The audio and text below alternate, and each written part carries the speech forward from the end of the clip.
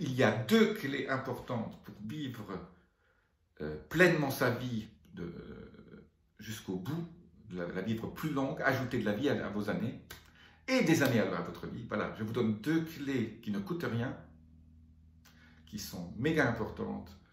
Je suis Jean-Marie Guterlin, je suis expert en rajeunissement longévité et j'aide ma communauté à ajouter de la vie à leurs années et des années à leur vie.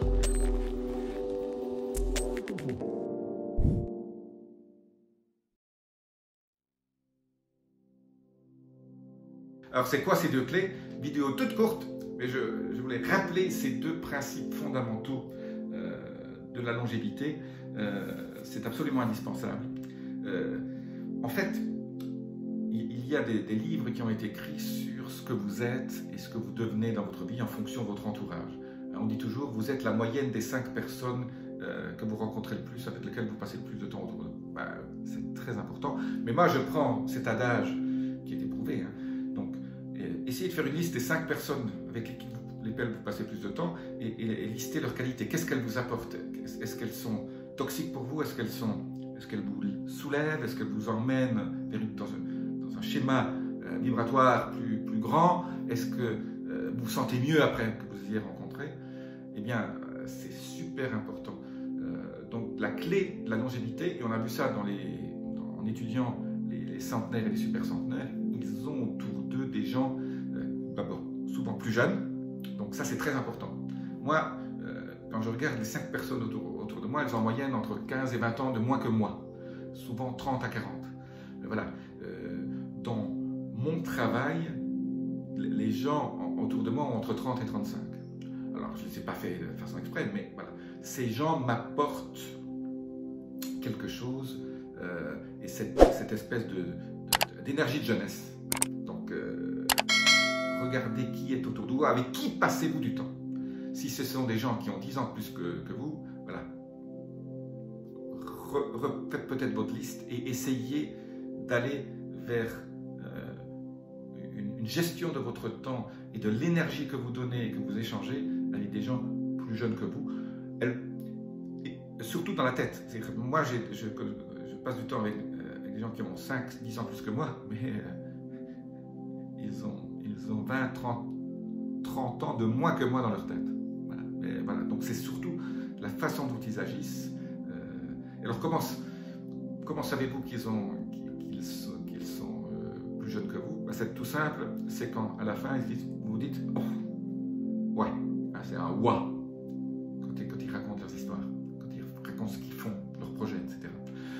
Vous reconnaissez aussi quelqu'un qui vous élève à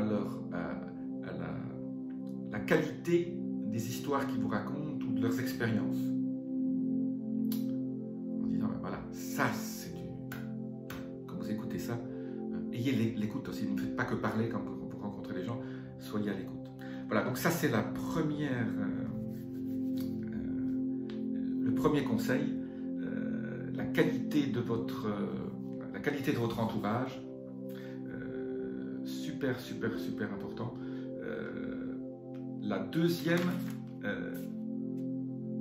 Le deuxième conseil un peu qui ne coûte rien non plus, qui est aussi très important, c'est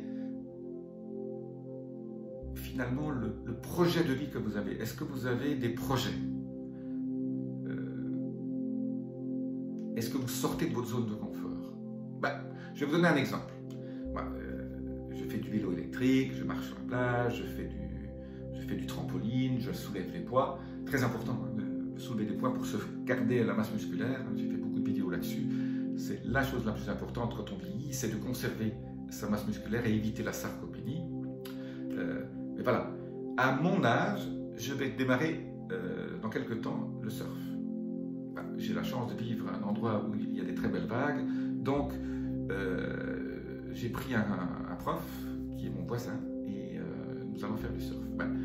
Faire du surf quand vous avez plus de 60 ans, 70, c'est quelque chose que je trouve intéressant parce que vous allez sortir de votre zone de confort. Je vais sortir de ma zone de confort pour aller voir ce que c'est. Je ne vais peut-être pas aimer, mais voilà. Donc j'ai décidé d'apprendre le surf. personnes proches de moi qui, à 60 ans passés, ont appris le kitesurf. Voilà. Faire du kitesurf. Voilà. Je vais peut-être m'y mettre aussi. Voilà. Mais voilà, il faut sortir de sa zone de confort, sortir des habitudes qui sont en fait où vous vivez en automatique. 95% de votre temps, tout ce que vous faites tous les jours sont en mode automatique. Il faut ces 5%, il faut en faire passer à 20 pour sortir, pour faire des choses en non automatique, faire des rituels. Je dis toujours un rituel, c'est une habitude qu'on fait avec conscience. C'est que quand vous avez conscience, ça n'est plus une habitude, parce que l'habitude, vous le faites automatiquement. Donc il faut passer en mode manuel et éviter la boîte automatique.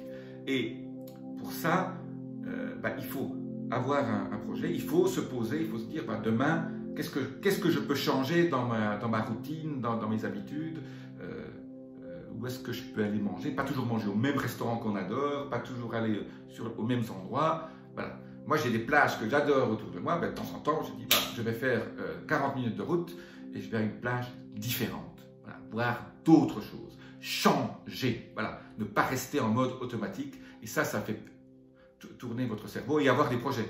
Comme je dis toujours, moi, j'ai des projets pleins pour les 20 prochaines années. Et je garde 20 ans. Depuis 20 ans, j'ai des projets pour 20 ans. Donc, et que j'accomplis et j'écris tout ce que je fais et je fais en sorte de suivre tous mes projets. Parce que quand vous avez des projets, il n'y a pas assez d'heures dans la journée pour faire vos projets. Voilà les deux petites clés aujourd'hui, peut-être tout petit peu en dehors de ce que je raconte d'habitude. Si vous avez aimé ce que je vous ai dit, laissez-moi vos commentaires, appuyez sur les petits boutons abonnement, notification, etc. Je vous dis à très bientôt. Namasté.